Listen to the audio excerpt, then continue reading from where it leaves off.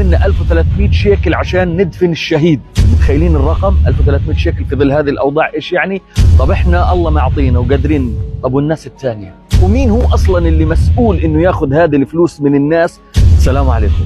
اليوم وأثناء مروري من جنب إحدى المقابر في مدينة غزة كان في مجموعة من الناس قاعدين بيشيعوا يعني شهيد يدفنوه، فأنا مارر وقفني شاب منهم، عرفني كيف حالك أستاذ حازم؟ قلت له أهلين. قال لي أستاذ حازم يعني ابننا امبارح تم استهدافه مساء وجينا اليوم ندفنه.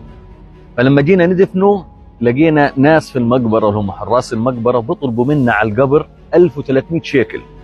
عن جد قال لي والله طلبوا منا 1300 شيكل عشان ندفن الشهيد، مع العلم بأنه غالبية مقابر مدينة غزة تحديدا هي مغلقة من قبل الحرب، يعني من كثر ما تم دفن فيها ناس هي مغلقة، يعني الآن بيتم استبدال قبور بقبور، ومع ذلك طلب منا 1300 شيكل. متخيلين الرقم 1300 شيكل في ظل هذه الأوضاع إيش يعني؟ ومين هو أصلا اللي مسؤول إنه ياخذ هذه الفلوس من الناس؟ يعني شو هذا ناس منكوبة روح يدفعوا كمان فوق النكبة، مطلوب منه انه يدفع 1300 شيكل في ظل هذه الظروف.